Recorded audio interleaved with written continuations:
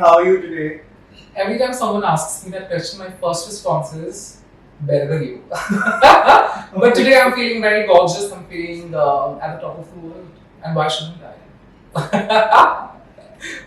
So, how do you identify yourself and what are your preferred pronouns? So I identify as a homosexual man.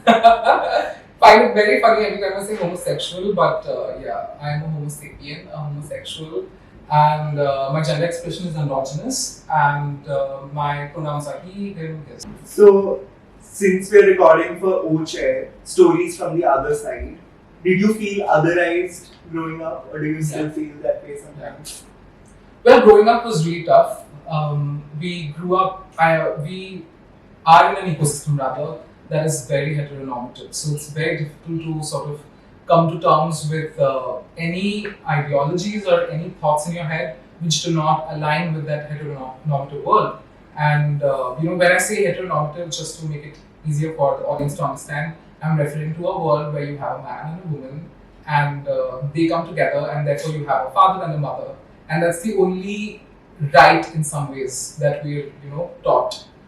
That's the only way to be, rather. The world of binaries. Absolutely. But I did not, from a very young age rather, feel like I belonged in the ecosystem that we were in. I was always told that, Anwesh, ladkiyon ki tarah baat karta hai.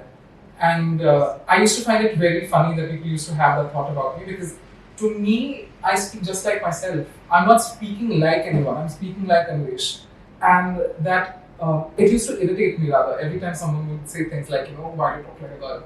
And I think all of that became all the more pronounced when I reached, almost like, teenage lives. That's when, the kids around you really become very mean as well. And they start saying things that probably they don't even understand, but they, in some ways, they're sort of replicating what, the larger ecosystem around them is trying to make them. So everybody around me was almost, fitting into those boxes of men and women, except for me. I was someone who was really interested in art. I was interested in, anything that did not fit into the idea of masculinity, the traditional idea of masculinity. I did not like playing football or cricket. I was always, interested in knowing more about fashion or, dancing and music and, art. So I was very much an art seeker, and in that, back in those days, being associated to anything artsy was, not masculine enough. Yeah. So I hated that, and I sort of became, the more I grew up, the more I became actually, alone, because I didn't have, I wanted to, have friends who were women, but the girls sort of, form their own clusters, the boys form their own clusters, and you sort of left, midway, not having, not knowing, where would I even go. So I started investing more and more in myself, but it could really go any, either ways for anyone. You could really sort of walk into that dark rabbit hole as well, or you could start, spending more and more time in yourself and self-introspecting.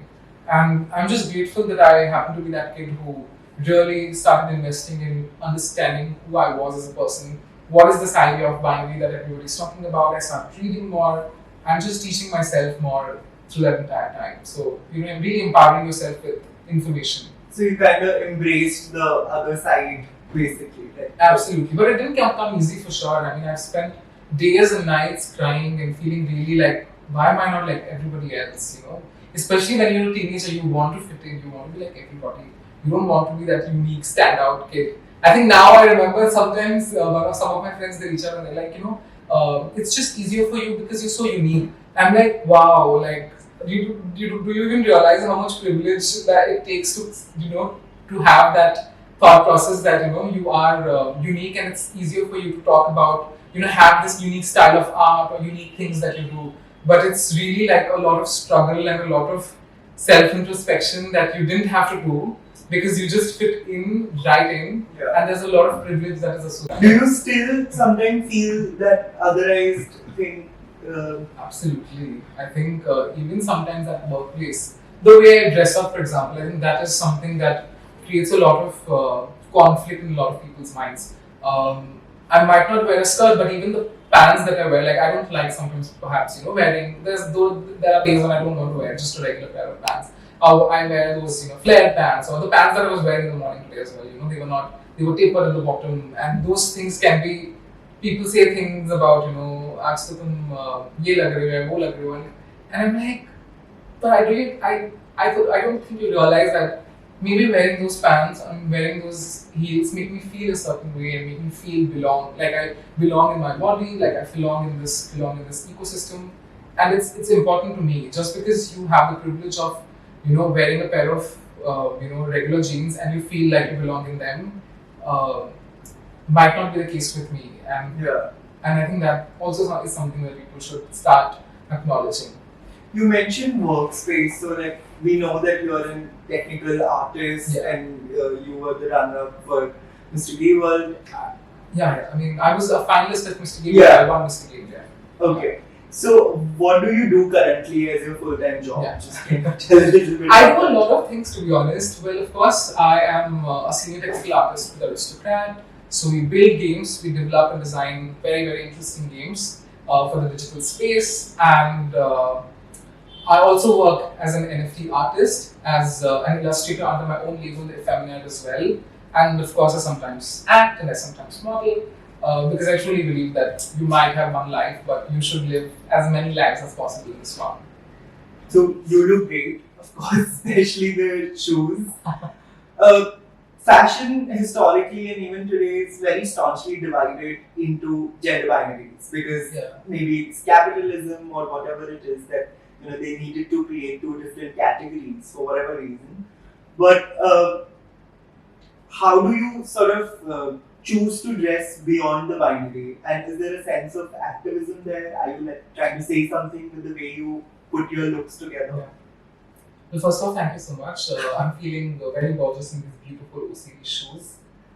Very comfortable. And I believe popular fashion is very gendered, but fashion references that I would look forward to or look up to, especially growing up, maybe like a Jean-Paul show or a Muglia show growing up, they were actually the places where I found a little bit of myself, because they were not that gender. They were very exaggerated, heightened emotions that were showcased in those wearable pieces of art, really.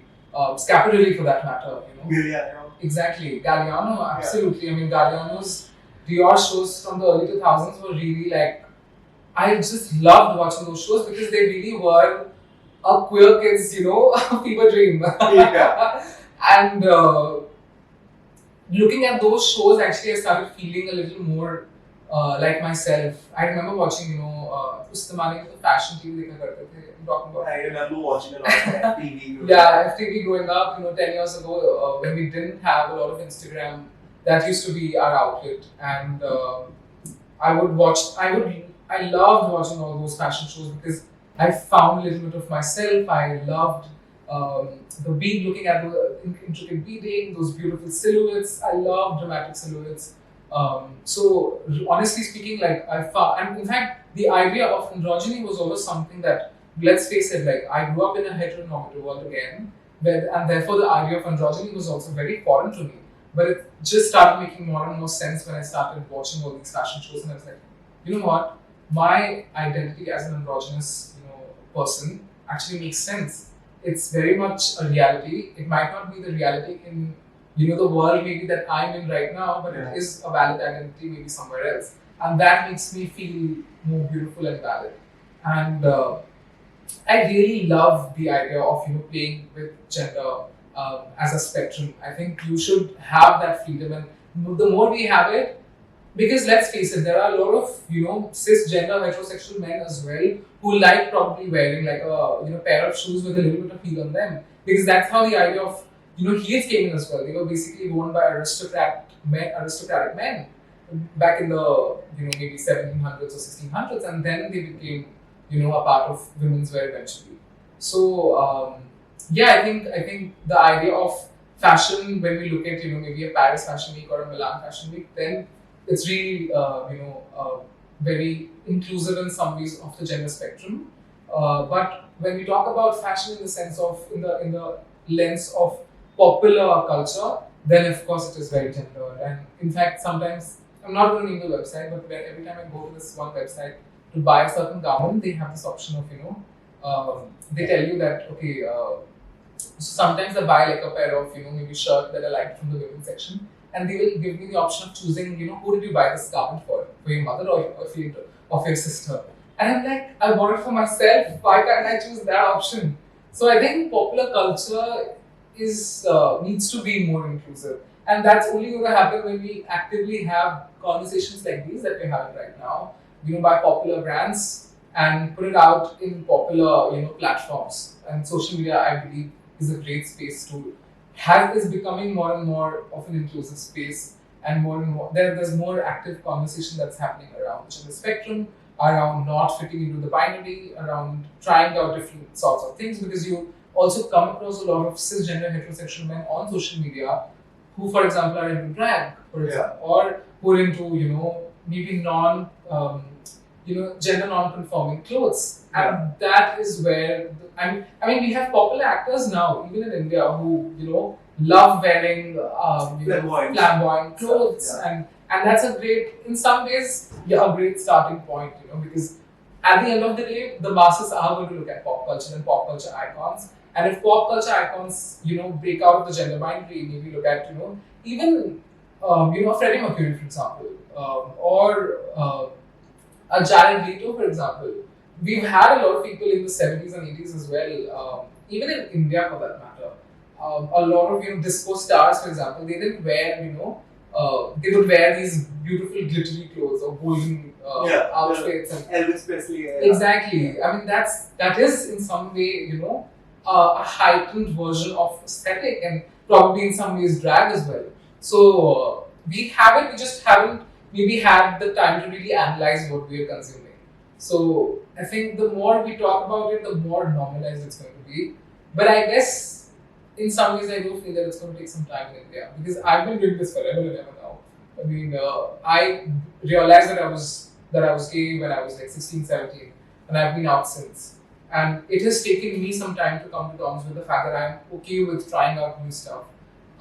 Sometimes I'm very much dressed like a cisgender heterosexual guy, but sometimes I want to experiment, and maybe if we had a safer ecosystem, I would wear all of this more often. But I think now sometimes maybe I wouldn't be comfortable wearing what I'm wearing, sometimes on the road, because like I said, we just don't have that ecosystem. Yeah, and you generally have a physical danger. Yeah, exactly. You can get hit. We live in a country like that. Yeah. Basically, if there are days I'm feeling down, I wear maybe a more chunky shoe to come to office, and maybe wider pants to just feel cool. So similarly, like do you consciously put it thought like आज मैं ये बताना चाहता हूँ दुनिया को, so I just dress like this, or is it just to have fun? I think I just love dressing up. I genuinely believe that I wear what I wear because I just want to have fun with it, and I'm never trying to make a statement. At least not now. Maybe when I was younger, I was maybe trying to be a little bit of I wanted to sort of revolt the idea of this fight that I would have with my parents, for example, and I'd be like, today I want to prove a point that I'm going to go ahead and wear a skinnier pair of jeans today, which might not fit into the idea of heteronormativity according to my parents. Yeah. But today it's really not about trying to make a statement. This is me, and I'm just having fun with it. I'm over trying to make statements. So when and how did you decide you didn't want to live someone else's idea of your identity? Like as you mentioned earlier, you just have fun and dress up. So I think I 101% believe that coming out early helped me a lot, because it gave me the time as a kid to really explore who I am as a person. Because really in my formative years, when you come out, then you start questioning a lot of things. Maybe if I came out 10 years after, if I had come out right now, then maybe things would have been different, because there's a set of ideas that have already been engraved into you. But as a 16-year-old, you're a little more inquisitive, you start questioning a lot of things. So I started really questioning and reading a lot about gender as well as gender as a spectrum, reading fashion references from really, really old times as well. how did we reach where we are today, the way we dress today. And and it's quite interesting actually the way fashion has evolved over the years. The fact that a mass brand is having sort of a conversation is also something. Yeah, absolutely. And I'm so glad we're having this conversation because it's the massy brands who have to do it. I mean, we all create really great works in in our own little bubbles, but it has to go out of that bubble. And today, I'm really into that. I believe that we should have this conversation as in popular culture. It no more has to be some parallel universe that we live in, because that's where I have lived half of my life, in a parallel universe. But I want to move ahead of that parallel universe, of that, just that utopian vision that I have, but become more and more pragmatic, live a little more in my real world. And I think, again, coming back to your question, coming out earlier, I just reached a point, maybe by the time I was like 22, 23, where I had been out for like, 5, 6 years already. And I was over it. I was like, it was a big deal. In the first few years, it was really a big deal. And I loved it. I loved being that, in that point of conflict in every conversation. Because, me coming out back in 2013, 14 was really like a statement. It was really like, acha, Anwesh gay hai. And it created a lot of conversations. And I was like, great, this is the conversation that I want to have. But over time, as my priorities changed, I no more wanted to be known as that gay kid. I realized the more I came out, the more I understood myself, that I started analyzing and realizing the fact that I'm more than my queer identity. And I started focusing more and more on my work. And then it didn't matter at all. Then my queer, at this point, honestly, like, I don't care, where I lie in the gender spectrum. I just want to do great work. I want to make a lot of money and I want to live my life to the fullest extent. Yeah. Like, how do you find your style? That was quite interesting, to be very honest. I think the first set of things that I remember trying out were basically my sister's really ugly, these heels that she had. And she would hate me for this because I keep, reading her for her fashion choices very often. But I think she has a good fashion sense at this point. She's learned a thing or two from me. Safe to say that on record. Putting it on record, putting it out there in the universe. But I remember, so my mother doesn't like wearing heels because she has a foot condition, so she can't wear it, heels at all anymore. So she wears like really small kitten heels these days because I'm really pushing her into it. But my sister was also not someone who really liked, wearing heels or anything of that sort. But I was totally that person. I mean, I got into pageantry. Like, I was all into everything that was flamboyant and larger than life. And I think it was also a way of running away from the trauma that I grew up with. To me, adding colors to my life, wearing flamboyant clothes sometimes really takes away from all the negativity. If I feel low, if I wear a nice bright yellow, it just makes me feel awake and ready to conquer the world. And I want to have that attitude every day as I wake up. I hate sadness around me. I think sadness is also like an emotion that has to be acknowledged. The reason why I am what I am was also because, I didn't like sad endings to anything. And there was a time when I wanted to kill myself and I was in a very dark space. And the reason I came out of it was because I told myself that I'm not going to be that queer kid who's going to have a sad ending, who's going to die by suicide, but I'm going to change that narrative.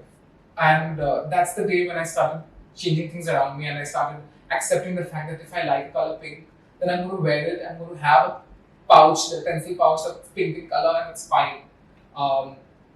So I think now so over time, basically, again coming back to your question about how I came to terms with what I am today. I started small, I started wearing that little ugly shoe that my sister had, but it had a little heel in it, and I felt different. And I remember wearing it when nobody was there at home, so I just wore it and I just walked around home and I felt alive. And then I moved. Once I moved to the hostel and away from my parents, I didn't have to wear anymore what my parents were asking me to wear. So I started wearing stuff that I wanted to wear. So I would go to a jumper and find something that I really liked, and it probably was not considered masculine, but I would just buy it and be like, let's wear it. And then when I would wear it, I would feel more alive and a little more like myself. So I remember buying the first pair of these Oxford shoes I had with heels on them online because I was too scared to go to a real, in real life market and buy those pair of shoes. So I bought those pair of shoes and I just felt so beautiful and so different and just like more like myself. And I was like, I'm not going back from here. And then the ball kept rolling and I entered Mr. Gay India. I met more queer people. Came across more queer narratives and I became a little more, I started taking myself a little less seriously. And I was like, let me try that. And then once I started working as a fashion model, I started getting to wear a lot of different kinds of things as well. And I was like, wow, this is great. I can actually pick that up and I can wear it. And in fact, there have been times when I worn those, Oxford shoes with heels on them. And some of my cisgender guy friends have come out, reached out to me and they're like, where did you get that shoe? I really like it. I want to buy it. And then you realize that okay, it's just not me. And the reason why I'm interested in these kind of shoes is not because I'm gay. It's because I'm interested in them. And more people around me can also be into it if we have that ecosystem. Yeah. So now I'm over the idea of like gender. I'm like gender is over for me in my own little world. So I'm just having fun with clothes really. I don't care if I'm gay or straight or whatever. Even I believe like a lot of cisgendered hetero men really want to try stuff, but the kind of society we live in, there is a lot of fear and prejudice attached to it. Yeah. So it is quite difficult. So yeah, as we were talking about digital art and cyberspace, so what does what role metaverse and digital art play into this idea of self-expression and identity? Honestly, it all started when I started realizing and acknowledging the importance of technology in the lives of queer folks overall. Especially when I entered IIIT, that was the first time that I came across anything that was technical, and that was a space that felt very, very foreign to me initially. So I was very quick to sort of reject it and be like, this doesn't belong to me. But the more I stayed in IIIT, the more I was exposed to the world of tech overall, I started realizing that this is a space that can actually transform my life, by providing me financial independence, by making me understand and be in a space that maybe has not traditionally been mine, but it can be a space that can eventually belong to queer folks overall in the years to come. And that's when I was like very quick to switch from traditional media of art to digital art. So I started off like almost 10 years ago with like a small Wacom tablet. And I was like, this is so much fun. Because Instagram was just starting out in India, it was becoming a bigger thing. And it was easier for me to just, talk about my work via digital art because it was quick. I could post more frequently in comparison to traditional media of art. And of course, I could make, a quick money, through an internship here and there. And overall, what started happening was basically, I realized that I wanted to take up design a little more seriously, and because I was starting to make money out of it, and that's when basically like started taking digital art also a little more seriously, and I started creating more complex work, and I started doing bigger gigs with bigger brands, and then during the pandemic I started creating these artworks which were basically inspired by very avant-garde fashion references, things that I grew up with in some ways as well. And I was also in some ways inspired by pop culture references. What was happening on Twitter or Instagram. And I was like, great, this is somehow it hit me that cyber fashion can be a thing and I can make it a viable option for me to talk about my experience as a queer person, but also make it visually interesting and for people to enjoy. And once I started creating those pieces, that's when NFTs took off around the pandemic. And I was like, I need to know what this is. Because someone is telling me that I can make money by selling this JPEG. Great, I'm getting into it. So I made I set up my MetaMask wallet and right away minted my first work on Rarible. And then the ball just kept rolling. I started getting approached by more marketplaces, and I started getting verified on those platforms, and I was like, and there were more collectors who were interested in my work. So I just started posting more work, and all of that artwork that I had created during the pandemic, I was now able to sell them and make money out of it. So that's when it really hit me that wow, technology as a space, if I enter the space with my artistic vision, this unique vision that I have as a queer person of color, this can totally change my life. and the lives of more queer folks, in the years to come. And this vision that I had of, changing the narrative, going back to 2012, when I had that vision of changing the narrative of queer folks and their eventual, life stories, I was finally able to achieve a little bit of that through artwork. Also because traditionally tech spaces are more It's a very bro space. Yeah, as you say, it's very bro space. So when you started putting out works like you do, it's your portrait and then you're putting a gown on it or something like that. Yeah. So what was the thought behind that? Well, it was just years of all of these silhouettes that I had in mind because I grew up consuming a lot of Jean-Paul Gaultier and Thierry Mugler and Alexander McQueen, and I was like, I used to draw them on, because I'm pretty sure you might have seen some of my earlier fashion illustrations. Yeah. I used to basically make fashion illustrations. That's how I got started in the Instagram space also. But I was bored of making those gowns on some random model, but then finally making it on myself, just because I had a lot of pictures of me from my modeling days and all these pictures of me in an underwear, and I was like, I can use them and make something interesting. And when I created them, I didn't know there was in fact a valid space of cyber fashion, but now it's become such a big thing. Like 3D fashion and cyber fashion, putting clothes, buying clothes, digital clothes online has become now a thing as well. So I was like, great.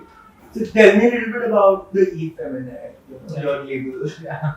So the Effeminate actually came into my mind around the time I was coming out, and of course I was bullied the most for being effeminate, right? And I was like, why was I being bullied in the very first place for being effeminate? It's the most natural thing. There are so many boys who are like me, and this should not be a point of conversation. I didn't like that there was a negative stigma associated with being femme. And I was like, I can change this. I have the power to change it, and I am going to change it. So I named myself the Effeminate, which is a Latin word for anything associated to femininity or effeminacy, and it's usually looked down upon. But I was like, I can change this narrative by naming myself the Effeminate. And because I create all these beautiful artworks, so now the feminine is going to be a beautiful word. It's not going to be a negative word anymore. And I think it started off as actually a blog where I could speak about my experience as a queer teenager in India. But then I realized that because back then blogs were also a thing, people used to read blogs. Yeah. And then I realized with Instagram, everybody was becoming more visual. So I started creating artworks, and then I started creating reels. So like whatever, floats, keeps my boat afloat, whatever works with people, I just do that. And today it's basically a word which people actually, I see some kids naming themselves as the feminine on Instagram or posting stuff with the feminine as their tag, and I'm like, great. At least I could reach out to that one kid that I wanted to reach out to and make them feel comfortable in their skin. Wow, that gave me goosebumps. That's really inspiring actually. Someone using that hashtag Effeminate as a expression of exactly. It's no more a stigma. It's no more negative to be feminine. It's actually a beautiful thing. It's a powerful thing. It's an empowering thing. Yeah, I think after Sushant, probably you were one of the very few people who sort of owned the femininity and even for me as a gay person growing up, it was a big deal to look up to people like you and Sushant and just become comfortable in your femininity, because I feel for gay men in India, femininity is more of a taboo than actually like everywhere around the world. Yeah. To be honest, I think I'm so glad that you're comparing me with Sushant, because Sushant is an icon at this point, and I'm so grateful that I can call them as my mentor and my drag mother. And she's really someone who has changed my perspective of queerness as well. And I think it's a very brave, narrative that she came up with and she passed on to me. And I just transformed that into this artistic space, and it really started with her. So kudos to her, really. Yeah, that's really nice. So last but not the least, since we are at OCD and you're sitting on the O chair, so what is that one obsessive thought you want people to get rid of? Yeah. Which is sort of holding them back. Yeah. I think people take themselves too seriously on the internet as well as in real life. I mean, people having fights on Twitter over something that they didn't agree with. I'm like, Just switch off your phone. It's a virtual world. It doesn't exist anymore. I hope you realize that. So, yeah, I would just love for people to take themselves as seriously and have more fun with whatever they're doing. I mean, I would have never participated in Mr. K India if I took myself too seriously because I would have been too scared, I would have overanalyzed, and I would have been like, I'm not even out to my parents, how can I participate? I didn't tell my parents when I participated basically. I saved some money through an internship and I was just like, let's just go ahead with it and we'll see. देखा जाएगा जब मुंबई बुलाएंगे तब देखा जाएगा. And I never thought really that I was going to be called, but it happened. I just believe that you might have one life, but you don't have to live one life.